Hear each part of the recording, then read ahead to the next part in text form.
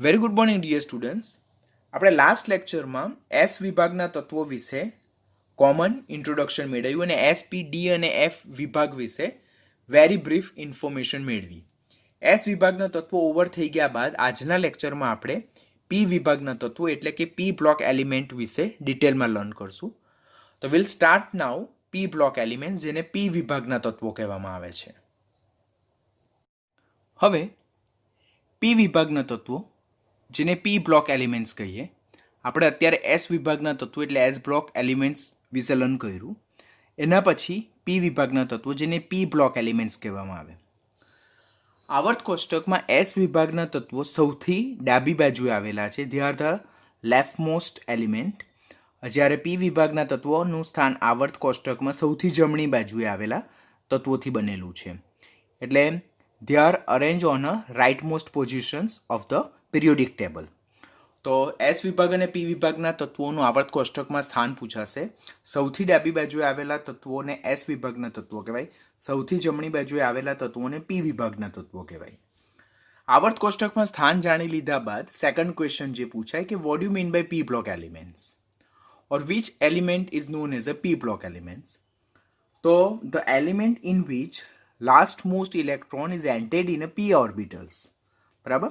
તો such kind of element is called as a p block elements.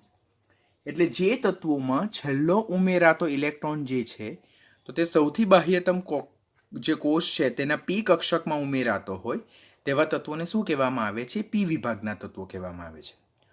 હવે કોઈ એક એલિમેન્ટની વાત કરીએ તો તેમાં છેલ્લો ઉમેરાતો ઇલેક્ટ્રોન જે છે તો તે પી કક્ષકમાં દાખલ થતો હોય તો એ તત્વને કેવું એલિમેન્ટ કહેવાય, કેવું તત્વ કહેવાય? પી વિભાગનું તત્વ કહેવામાં આવે છે.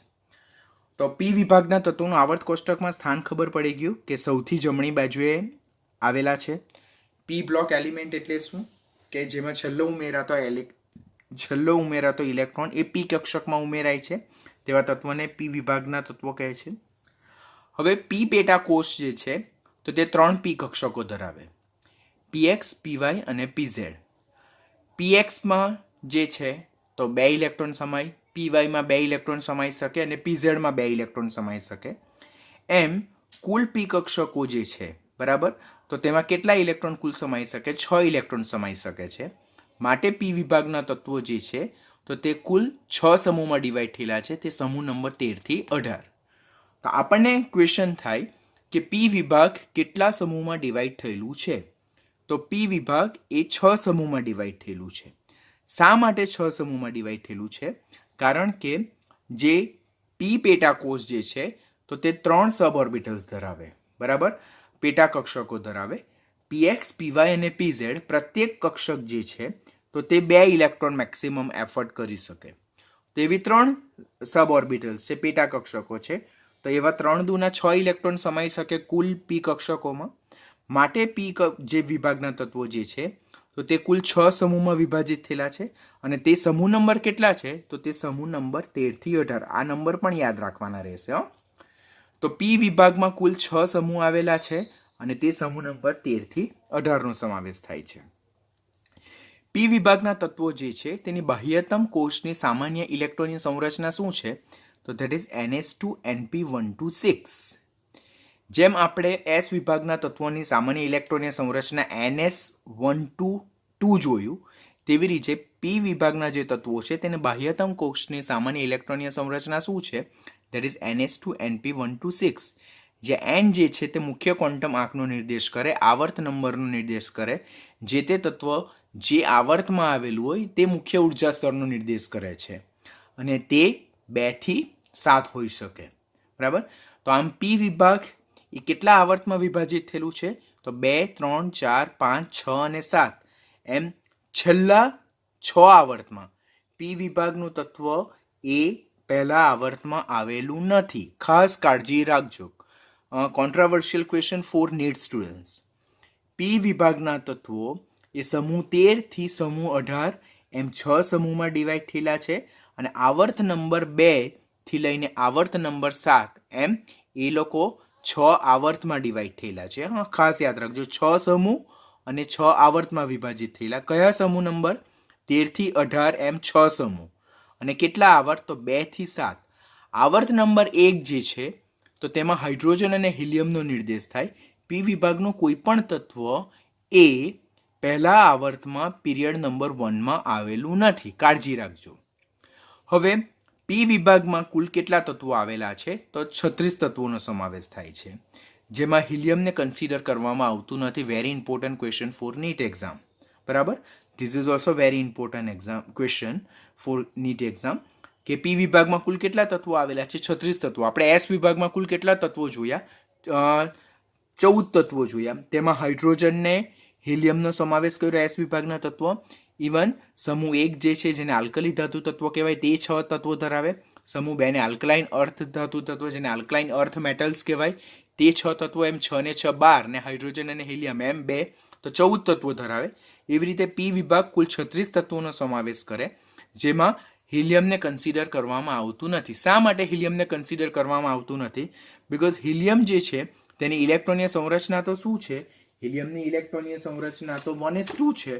હિલિયમની ઇલેક્ટ્રોનીય સંરચના 1s2 હોવાથી તેમાં છેલ્લો ઉમેરાતો ઇલેક્ટ્રોન તો એસ કક્ષકમાં ઉમેરાય.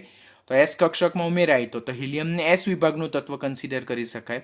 પી વિભાગના તત્વોમાં છેલ્લો ઉમેરાતો ઇલેક્ટ્રોન પી કક્ષકમાં ઉમેરાય છે, માટે હિલિયમને પી વિભાગનું તત્વ કન્સિડર કરવામાં આવતું નથી. એટલે હિલિયમને આપણે એક્સક્લુડ કરીએ, ઓમિટ કરીએ, તો એ સિવાય પી વિભાગ કેટલા તત્વો ધરાવે છે? 36 તત્વો ધરાવે. પ્રત્યેક સમૂહમાં 6 તત્વો આવેલા છે. એવા 6 સમૂહ છે, તો 6 ચંગ 36. એમ પી વિભાગ 36 તત્વોનો સમાવેશ કરે છે. હવે વેરી ઇમ્પોર્ટન્ટ થિંગ કે કેટલા સમૂહનો નિર્દેશ થાય પી વિભાગમાં? તો પી વિભાગમાં કુલ 6 સમૂહનો નિર્દેશ થાય. સમૂહ નંબર 13, સમૂહ નંબર 14, 15, 16, 17 અને 18. બધા જ સમૂહના નામ ખાસ યાદ રાખજો. Students be very careful.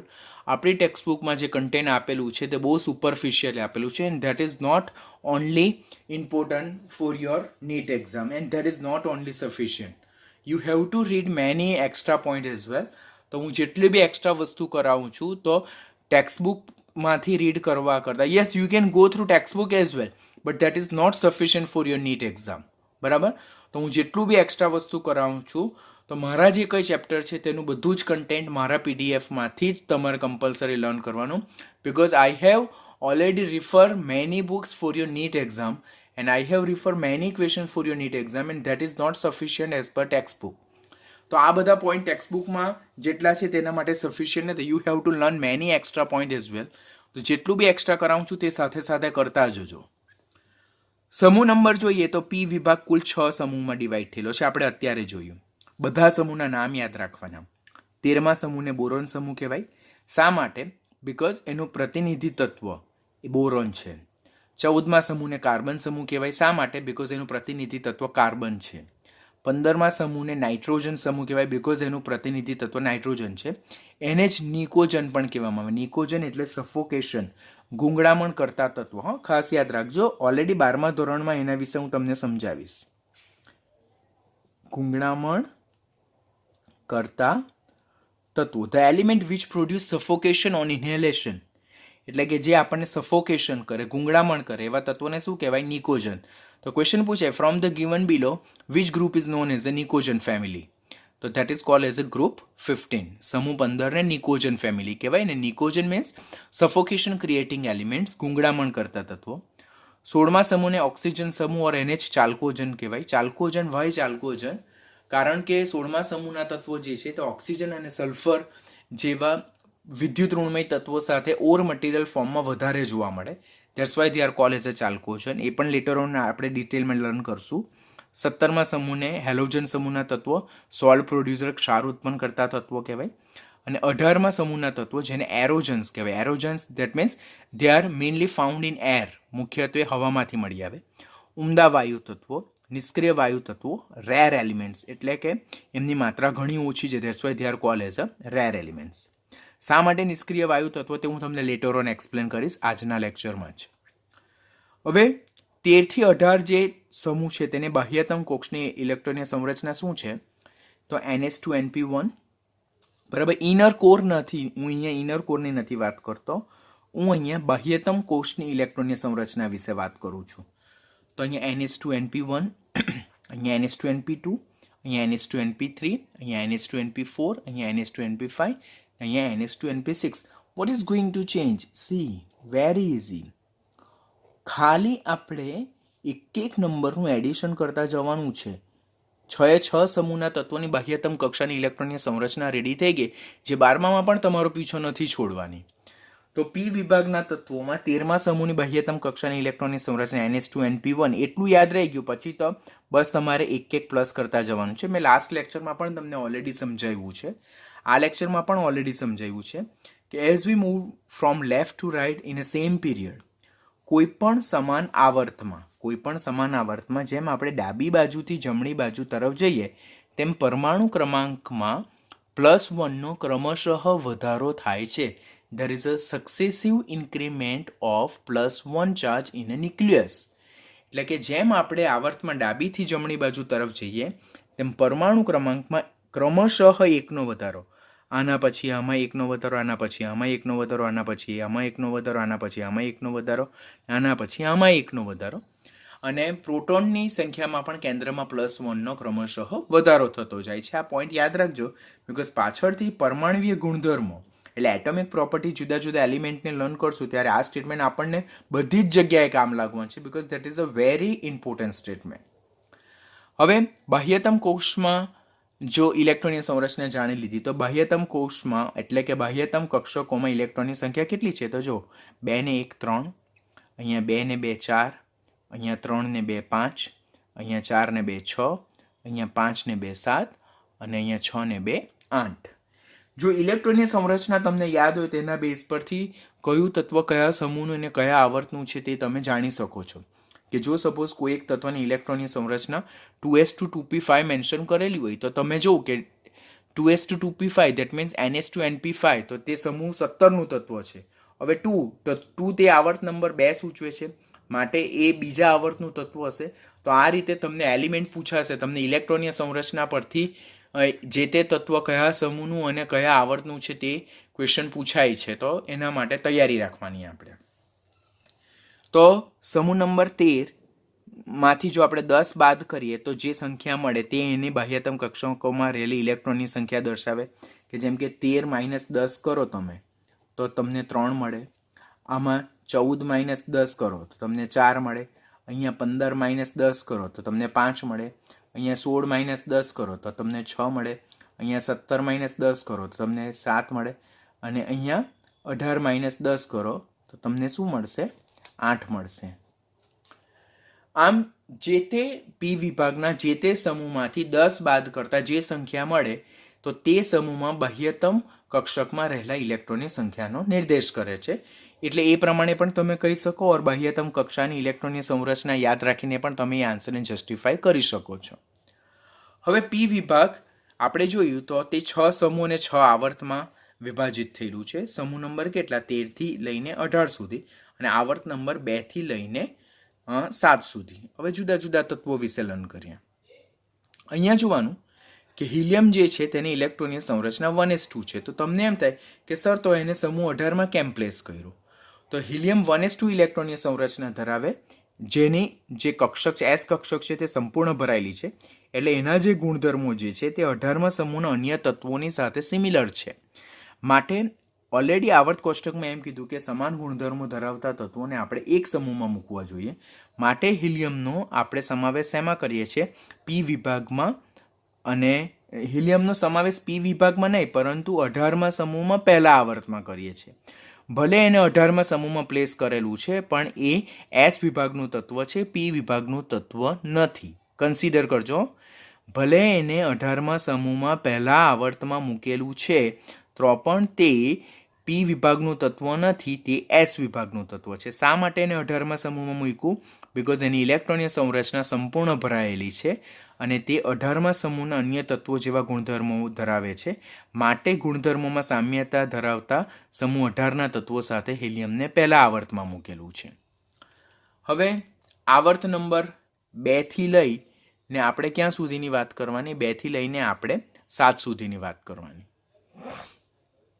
તો પહેલું બોરોન, પછી એલ્યુમિનિયમ, પછી ગેલિયમ, પછી ઇન્ડિયમ, પછી થેલિયમ, અને લાસ્ટ વન જે છે તો તે નિહોરિયમ. પરમાણુ ક્રમાંક તમારે એકનો જ યાદ રાખવાનો.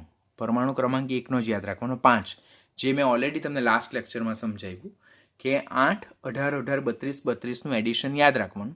5માં 8 એડ કરશો એટલે 13, માં 18 એડ કરશો એટલે 31, માં 18 એડ કરશો એટલે 49, માં 32 એડ કરશો એટલે 81, માં 32 એડ કરશો એટલે દેટ ઇઝ 113. અને એક તત્વનું, આ પહેલા તત્વનું તમને પરમાણુ ક્રમાંક આવડી જાય અને પછી 8, 18, 18, 32, 32નું તમને એડિશન યાદ આવી જાય તો આખા જ પી વિભાગના બધા જ તત્વોના પરમાણુ ક્રમાંક તમને યાદ રહી જશે. કેવી રીતે? તો પછી તો સક્સેસિવ જ તમારે જોવાના કે અહીંયા 5 છે, ત્યાર પછી અહીંયા 6, 7, 8, 9 અને 10, અહીંયા 13 છે તો અહીંયા 14, 15, 16, 17, 18, અહીંયા 31 છે તો અહીંયા 32, 33, 34, 35, 36. અને એઝ યુઝ્યુઅલ તમારે આવર્ત નંબર 5, 6 અને 7માં પણ એવા તત્વોના પરમાણુ ક્રમાંક યાદ રાખવાના. The crucial point is what, કે ક્રુશિયલ પોઈન્ટ જે છે તો પરમાણુ ક્રમાંક યાદ રાખવા સાથે સંજ્ઞા. તો 13મા સમૂહમાં કયા કયા તત્વો આવે? તો બેગન, આલુ, ગાજર, ઈન, થેલા. હું તમને શોર્ટ ટ્રિક લખીને આપીશ. બેગન, આલુ, ગાજર, ઈન, થેલા નહીં. બેગન, આલુ, ગાજર, ઈન, થેલા નહીં. પછી કાશી गए शंकर प्रभु फ्लावर में. काशी गए शंकर प्रभु फ्लावर में. नाना पाटेकर ऐश्वर्या सब बीमार मॉस्को में. नाना पाटेकर ऐश्वर्या सब बीमार मॉस्को में. देन आफ्टर ओ सनम सैंडल तेरे पाँव में लीवर. ओ सनम सैंडल तेरे पाँव में लीवर. લીવર મોરિયમ. ત્યાર પછી 17મા સમૂહના તત્વો તો યાદ રહે જ જાય. ફ્લોરિન, ક્લોરિન, બ્રોમિન, આયોડિન, એસ્ટેટિન અને ટેનેસિન. અને એવી જ રીતે 18મા સમૂહમાં જે છે તો તે બીજા આવર્તમાં આવેલું તત્વ નિયોન, પછી આર્ગન, પછી ક્રિપ્ટોન, પછી ઝેનોન, પછી રેડોન અને પછી ઓર્ગેનોસોન. આ રીતે પી વિભાગના બધા જ તત્વોને પરમાણુ ક્રમાંક સાથે યાદ રાખી શકાય. બધા જ તત્વોની ઇલેક્ટ્રોનીય સંરચના, બાહ્યતમ કક્ષાની ઇલેક્ટ્રોનીય સંરચના કેવી રીતે યાદ રાખવાની? તો that's a very easy. Just તમે આ વસ્તુ યાદ રાખો. NH2NP1 13મા સમૂહ માટે, NH2NP2 14મા સમૂહ માટે, NH2NP3 15મા સમૂહ માટે, NH2NP4 16મા સમૂહ માટે, NH2NP5 17મા સમૂહ માટે અને NH2NP6 એ 18મા સમૂહ માટે. પછી કોઈ તત્વ બીજા આવર્તમાં આવેલું છે અને 13મા સમૂહમાં છે તો n ની જગ્યાએ 2 લખી દેવાનું. જો પછી કોઈ તત્વ એ બીજા આવર્તમાં અને 16મા સમૂહમાં આવેલ છે તો એ રીતે લખી દઉં. એટલે અહીંયા n ની જગ્યાએ 2 લખવાનું. 15 માટે અહીંયા n ની જગ્યાએ 2 લખવાનું. તો બીજા આવર્તમાં આવેલા તત્વો માટે n બરાબર 2 લખી દેવું. આ ઇલેક્ટ્રોનની સંરચના જો બધામાં કોઈ પણ સમૂહમાં આવેલા બધા જ તત્વોની બાહ્યતમ કક્ષાની ઇલેક્ટ્રોનની સંરચના સમાન હોય. જસ્ટ તમારે મુખ્ય ક્વોન્ટમ આંકનો નંબર બદલતા જવાનો, આવર્ત ક્રમાંક બદલતા જવાનો. 2, 3, 4, ત્યાર પછી 5, પછી 6 અને લાસ્ટ વન જે છે નિહોરિયમ માટે ધેટ ઇઝ 7. તો આ રીતે બધા તત્વોની ઇલેક્ટ્રોનીય સંરચના ધ્યાનથી જોવાની. જો આપણે 14મા સમૂહની ઇલેક્ટ્રોનીય સંરચના જોઈએ તો 14મા સમૂહની બાહ્યતમ કક્ષાની ઇલેક્ટ્રોનીય સંરચના શું છે? NH2NP2. હવે કાર્બન એ બીજા આવર્તમાં આવેલ છે તો અહીંયા n બરાબર 2 મૂકી દઉં. સિલિકોન એ ત્રીજા આવર્તમાં આવેલ છે તો n બરાબર 3 મૂકી દઉં. જર્મેનિયમ એ ચોથા આવર્તમાં તો n બરાબર 4 મૂકી દઉં. ટીન એ 5મા આવર્તમાં આવેલ છે તો n બરાબર 5 મૂકી દઉં. લેડ એ છઠ્ઠા આવર્તમાં આવેલ છે તો હું n બરાબર 6 મૂકું. અને ફ્લેવરિયમ જે છે તો તે 7મા આવર્ત છે તો n બરાબર હું 7 મૂકી દઉં. આ રીતે પી વિભાગના બધા તત્વોની ઇલેક્ટ્રોનીય સંરચના, પરમાણુ ક્રમાંક અને જે તે તત્વ યાદ રાખવાની ટ્રીક સાથે આખા પી વિભાગના આપણે 36 તત્વો. જો આ બધા તત્વો જો આપણે હિલિયમને સ્કીપ કરીએ તો કેટલા થાય? 1, 2, 3, 4, 5, 6, 7, 8, 9, 10, 11, 12, 13, 14, 15, 16, 17, 18, 19, 20, 21, 22, 23, 25, 26, 27, 28, 29, 30, 31, 32, 33, 34, 35 અને 36 કુલ કેટલા સમૂહનો સમાવેશ થાય છે? આ કેટલા તત્વોનો સમાવેશ થાય છે? 36 elements are present in a P block elements. Very important thing, નીચેનામાંથી કયો વિભાગ એ ધાતુ, અધાતુ, અર્ધધાતુ જેને જ ઉપધાતુઓ ધરાવે છે? તો એકમાત્ર પી વિભાગ. આપણે 4 વિભાગ, આવર્ત કોષ્ટક 4 વિભાગમાં ડિવાઈડ થયેલ છે. એસ વિભાગ, પી વિભાગ, ડી વિભાગ અને એફ વિભાગ. તેમાં એસ વિભાગના બધા જ તત્વો ધાતુ તત્વો છે. ડી વિભાગના સંક્રાંતિ ધાતુ તત્વો, એટલે ડી વિભાગના પણ બધા જ તત્વો ધાતુ તત્વો છે. એફ વિભાગ જેને આંતર સંક્રાંતિ ધાતુ તત્વો કહેવાય, તો એફ વિભાગના પણ બધા જ તત્વો ધાતુ તત્વો છે. એકમાત્ર પી વિભાગ જે છે કે જે ધાતુ પણ ધરાવે, જેને મેટલ કહેવાય, અધાતુ પણ ધરાવે, નોન મેટલ કહેવાય, અને અર્ધધાતુ જેને ઉપધાતુ, જેને જ મેટેલોઇડ્સ કહેવાય, તે પણ ધરાવે. તો નીચેનામાંથી કયા વિભાગના તત્વો ધાતુ, અધાતુ અને અર્ધધાતુ ધરાવે છે? તો એ કયો છે? પી વિભાગ. નીટ બેઝનો ક્વેશ્ચન, કોમ્પિટિટિવનો. સમૂહમાં ઉપરથી નીચે તરફ જઈએ તેમ ધાત્વીય ગુણધર્મ ક્રમશઃ કેવો થતો જાય છે? વધતો જાય છે. આપણે જોયું કે સમૂહ 15 માટે નાના પાટેકર ઐશ્વર્ય સબ બીમાર. તો જેમ આપણે નાઇટ્રોજનથી બિસ્મથ તરફ જઈએ તેમ સમૂહ 15માં ઉપરથી નીચે તરફ જતા ધાતુ ગુણધર્મોમાં ક્રમશઃ શું થાય છે? વધારો થાય છે. તો પી વિભાગમાં કોઈ પણ સમૂહ 13, 14, 15, 16, 17માં કોઈમાં પણ જેમ આપણે ઉપરથી નીચે તરફ જઈએ તેમ ધાત્વીય ગુણધર્મ વધે છે. કેવી રીતે? તો આ જ ચેપ્ટરમાં હું તમને અગાડી એક્સપ્લેન કરવાનો છે, માટે અત્યારે હું તમને એક્સપ્લેન નથી કરતો. અને આવર્તમાં ડાબીથી જમણી બાજુ તરફ જઈએ તેમ એનાથી ઓપોઝિટ જોવા મળે. સમૂહમાં ઉપરથી નીચે તરફ જતા ધાત્વીય ગુણધર્મ વધે, જ્યારે આવર્તમાં ડાબીથી જમણી બાજુ તરફ જતા ધાત્વીય ગુણધર્મ ઘટે, પરંતુ અધાતુ ગુણધર્મ શું થાય છે? ક્રમશઃ વધે છે. તો સમૂહમાં જે ટ્રેન્ડ છે એનાથી ઓપોઝિટ ટ્રેન્ડ આપણે આવર્તમાં હંમેશા યાદ રાખવાનો હોય છે.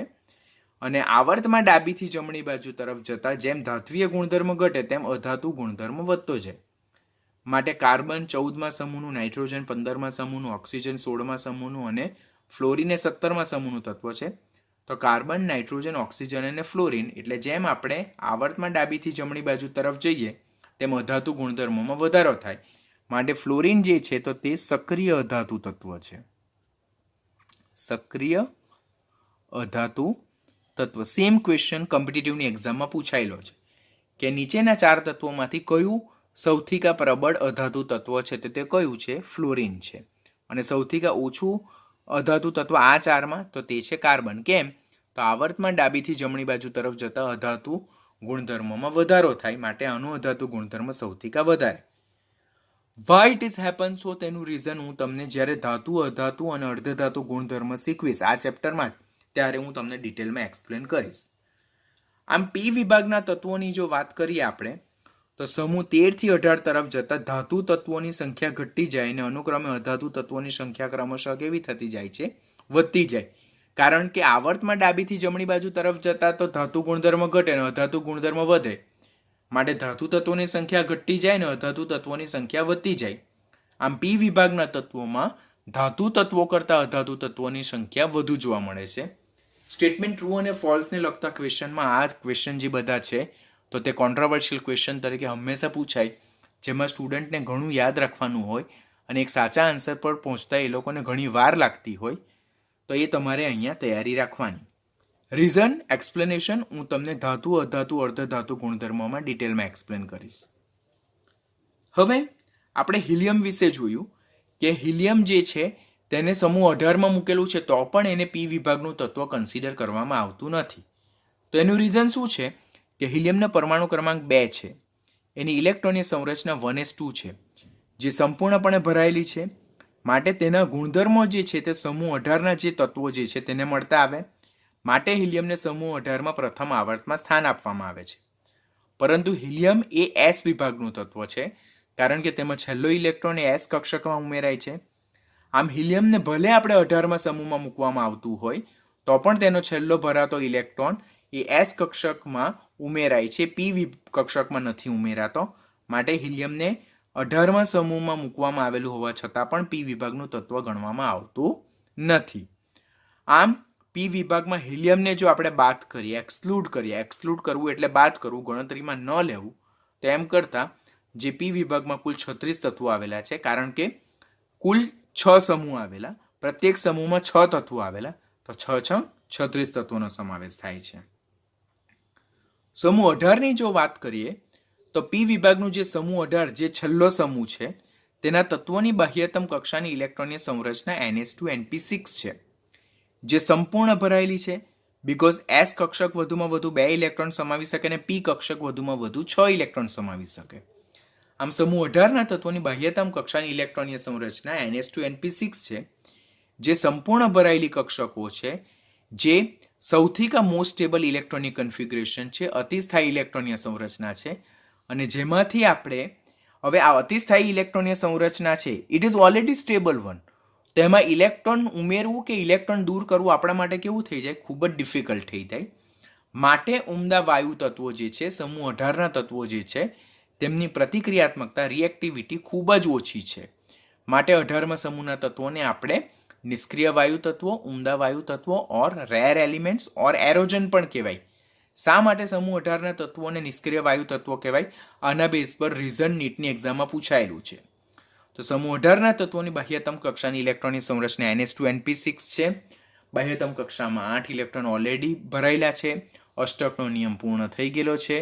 હવે તેમાં ઇલેક્ટ્રોન દાખલ કરવા ઓર એમાંથી ઇલેક્ટ્રોન દૂર કરવા આપણા માટે મુશ્કેલ છે.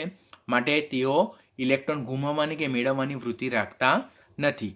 That's why they are chemically inert in nature. એમની રિએક્ટિવિટી પ્રતિક્રિયાત્મકતા ખૂબ જ ઓછી છે. માટે 18મા સમૂહના તત્વોને આપણે નિષ્ક્રિય વાયુ તત્વો, ઉમદા વાયુ તત્વો ઓર રેર એલિમેન્ટ્સ કહીએ છીએ. સમૂહ 18ની ડાબી બાજુ આવેલું તત્વ સમૂહ 17ના તત્વોને હેલોજન તત્વો કહેવામાં આવે. ક્વેશ્ચન પૂછે નીચેનામાંથી કયો સમૂહ હેલોજન સમૂહ તરીકે ઓળખાય? તો એ સમૂહ 17 ઓર હેલોજન સમૂહના તત્વોનો સમૂહ ક્રમાંક કયો? તો એ 17મો સમૂહ. શા માટે તેમને હેલોજન તત્વો કહેવાય? Because they are having tendency to produce salt. ક્ષાર ઉત્પન્ન કરતા તત્વો, સોલ્ટ પ્રોડ્યુસર એલિમેન્ટ્સ, માટે તેમને હેલોજન તત્વો કહેવાય. તેમની બાહ્યતમ કક્ષા જે છે તો તેની ઇલેક્ટ્રોનીય સંરચના NH2NP5 છે. એટલે તેમની બાહ્યતમ કક્ષામાં કુલ 7 ઇલેક્ટ્રોન છે. અષ્ટક પૂર્ણ કરવા માટે એ લોકોને એક જ ઇલેક્ટ્રોનની જરૂરિયાત હોય, ઉણપ હોય. તો they are having strong tendency to gain one electron and to complete their octet. એટલે એ લોકોની બાહ્યતમ કક્ષાની ઇલેક્ટ્રોનીય સંરચનામાં 7 ઇલેક્ટ્રોન છે. અષ્ટક પૂર્ણ કરવા 1 ઇલેક્ટ્રોનની જરૂરિયાત છે. માટે તેઓ ખૂબ જ સ્ટ્રોંગલી 1 ઇલેક્ટ્રોન મેળવીને પોતાનું અષ્ટક પૂર્ણ કરે છે અને નજીકના નિષ્ક્રિય વાયુ જેવી ઇલેક્ટ્રોનીય સંરચના પ્રાપ્ત કરે છે. માટે સમૂહ 17ના તત્વો 1 ઇલેક્ટ્રોન મેળવીને X- એલિમેન્ટ્સ ધરાવે છે, ઋણાયન બનાવે છે. સમૂહ 16ના જે તત્વો જે છે, સમૂહ 16ના તત્વો જેમ કે ઓક્સિજન, સલ્ફર, સિલેનિયમ અને ટેલોરિયમ ને ચાલ્કોજન તત્વો કહેવામાં આવે છે. પોલોનિયમ જે છે તો તે 6થા આવર્તમાં આવેલું 5મા ક્રમાંકનું તત્વ, 16મા સમૂહના 5મો ક્રમાંક જે છે તે તત્વ છે પોલોનિયમ, જેની સંજ્ઞા PO છે. તે સમૂહ 16નું તત્વ હોવા છતાં પણ તેને ચાલ્કોજન કન્સિડર કરવામાં આવતું નથી. ક્વેશ્ચન અહીંયાથી પૂછાય કે 4 તત્વો આપણને સમૂહ 16ના જ આપેલા હોય. આપણે અત્યારે શું જોયું કે સમૂહ 16ના તત્વોને કલેક્ટિવલી આપણે ચાલ્કોજન કહીએ છીએ. હવે 4 તત્વો જે છે તો તે 16મા સમૂહના જ તત્વો છે. 4 તત્વો એ 16મા સમૂહના જ તત્વો છે, બરાબર. પણ તેમાં એક પોલોનિયમ બી મૂકેલું, તો પોલોનિયમ સમૂહ 16માં મૂકવામાં આવેલ છે તો પણ તેને ચાલ્કોજન કન્સિડર કરવામાં આવતું નથી. વાય? તો જે જ્યારે 16મો સમૂહ જ્યારે આવશે ત્યારે હું તમને સમજાવીશ. જનરલી પોલોનિયમની રિએક્ટિવિટી ઓછી છે અને તે ઓક્સિજન અને સલ્ફર સાથેના એના અયસ્ક બનાવવાની વૃત્તિ ઘણી ઓછી છે. માટે એને ચાલ્કોજન તત્વ કન્સિડર કરવામાં આવતું નથી. 16મા સમૂહના તત્વોને ચાલ્કોજન સમૂહના તત્વો કહેવામાં આવે છે. પોલોનિયમ 16મા સમૂહનું તત્વ હોવા છતાં પણ એને ચાલ્કોજન નથી કહેવામાં આવતું. હવે 16મા સમૂહના બધા તત્વો જે છે તેઓની strong tendency two gain 2 electron. શા માટે? તો 16મા સમૂહના તત્વોની બાહ્યતમ કક્ષાની ઇલેક્ટ્રોનીય સંરચના શું છે? NH2NP4. NH2NP4. બાહ્યતમ કક્ષામાં 4 ને 2 6 ઇલેક્ટ્રોન. અષ્ટક પૂર્ણ કરવા માટે 2 ઇલેક્ટ્રોન જોઈએ અને નજીકના નિષ્ક્રિય વાયુ જેવી સ્થાયી ઇલેક્ટ્રોનીય સંરચના પ્રાપ્ત કરવા માટે પણ એ લોકોને 2 ઇલેક્ટ્રોનની જરૂરિયાત પડે. માટે 16મા સમૂહના તત્વો 2 ઇલેક્ટ્રોન મેળવીને નજીકના નિષ્ક્રિય વાયુ તત્વો જેવી ઇલેક્ટ્રોનીય સંરચના પ્રાપ્ત કરે. That is X + 2 electron give X - 2. અહીંયા જો આપણે ઓક્સિજનની વાત કરીએ તો O+2 ઇલેક્ટ્રોન ગીવ્સ O-2. તો આની ઇલેક્ટ્રોનીય સંરચના શું થઈ જાય? NH2NP6, જે સ્થાયી ઇલેક્ટ્રોનીય સંરચના છે. 17મા અને 16મા સમૂહના તત્વોની ઇલેક્ટ્રોન પ્રાપ્તિ એન્થાલ્પીના મૂલ્યો જે છે તો તે પ્રબળ રીતે ઋણ જોવા મળે છે. શા માટે તે હું લેટર ઓન આ ચેપ્ટરમાં તમને ડિટેલમાં શીખવીશ. હવે પી વિભાગના તત્વોની જો સામાન્ય લાક્ષણિકતા જોઈએ આપણે, તો પી વિભાગના જે તત્વો જે છે તો તે એસ વિભાગના તત્વો કરતાં ઊંચી આયનીકરણ એન્થાલ્પી ધરાવે. પી વિભાગના તત્વો એ એસ વિભાગના તત્વો કરતાં ઊંચી આયનીકરણ એન્થાલ્પી ધરાવે. વાય તમને એમ થાય સર કેવી રીતે? તો એ હજુ ટોપિક આયનીકરણ એન્થાલ્પી વાળો આપણો ચાલ્યો નથી એટલે આપણને ખ્યાલ નહીં હશે, પરંતુ અત્યારે આપણે સમૂહનું ડિસ્કશન કરીએ છીએ તો સાથે સાથે આપણે યાદ રાખી લઈએ હાઉ ઇટ કમ, કેવી રીતે, તે હું તમને ઇન્ડિવિજ્યુઅલ ટોપિકમાં આ ચેપ્ટરમાં શીખવવાનો છું આફ્ટર દિવાળી વેકેશન. પી વિભાગના તત્વો મોટે ભાગે સહસંયોજક સંયોજનો રચે, કોવેલેન્ટ. એસ વિભાગના તત્વો મોટે ભાગે આયનીય સંયોજનો રચે. તેમાં અપવાદ કયા કયા છે? લિથિયમ અને બેરેલિયમ, જે સહસંયોજક સંયોજનો રચે. પી વિભાગના તત્વો મોટે ભાગે સહસંયોજક એટલે કે કોવેલેન્ટ સંયોજનો રચે. મોટેભાગના તત્વો પી વિભાગના તત્વોમાંથી મોટેભાગના તત્વો ધન અને ઋણ બંને ઓક્સિડેશન અવસ્થા ધરાવે. ને અપવાદ છે ફ્લોરિન, જે હંમેશા ઋણ ઓક્સિડેશન અવસ્થા દર્શાવે. કેવી રીતે? તો તે હું તમને આ જ ચેપ્ટરમાં વિદ્યુત ઋણતા ઇલેક્ટ્રોનેગેટિવિટી વાળો ક્વેશ્ચન આવશે તેમાં શીખવીશ. પછી આવર્તમાં જેમ આપણે ડાબીથી જમણી બાજુ તરફ જઈએ તેમ તેમનો ઓક્સિડેશન કરતા સ્વભાવ વધતો જાય. ઓક્સિડેશન કરતા એટલે રિડક્શન પામવું, રિડક્શન પામવું એટલે ઇલેક્ટ્રોન મેળવીને ઋણ આયન બનાવવાની વૃત્તિ. તો જેમ ડાબીથી જમણી બાજુ તરફ જઈએ તેમ ઓક્સિડેશન કરતા સ્વભાવ વધે અને સમૂહમાં ઉપરથી નીચે તરફ જતા રિડક્શન કરતા સ્વભાવ વધે. રિડક્શન કરતા સ્વભાવ એટલે ઓક્સિડેશન પામવાની વૃત્તિ. આ જે બે ટોપિક છે તે પણ હું આ ચેપ્ટરમાં ઓક્સિડેશન કરતા રિડક્શન કરતા નેચર જે છે તેના બેઝ પરથી હું તમને ડિટેલમાં શીખવીશ. એટ પ્રેઝન્ટ આપણે એટલું જ યાદ રાખવાનું કે ઓક્સિડેશન કરતા સ્વભાવ એટલે રિડક્શન પામવાની વૃત્તિ અને રિડક્શન પામવું એટલે ઇલેક્ટ્રોન મેળવવું અને રિડક્શન કરતા સ્વભાવ એટલે ઓક્સિડેશન પામવાની વૃત્તિ એટલે ઇલેક્ટ્રોન ગુમાવીને ધન આયન બનાવવું ઓર ઇલેક્ટ્રોન ગુમાવવાની વૃત્તિ. આવર્તમાં ડાબીથી જમણી બાજુ તરફ જતા કયો સ્વભાવ વધે? ઓક્સિડેશન કરતા સ્વભાવ વધે અને સમૂહમાં ઉપરથી નીચે તરફ જતા રિડક્શન કરતા સ્વભાવ વધે. કોમ્પિટિટિવ માટે important line true false or justify the statement assertion રિઝનિંગને લગતો તો ખૂબ ઇમ્પોર્ટન્ટ ક્વેશ્ચન. આની સાથે પી વિભાગના તત્વો માટેનું આપણે જેટલું પણ ડિસ્કશન કરવાનું હતું તે અહીંયા ઓવર થાય છે.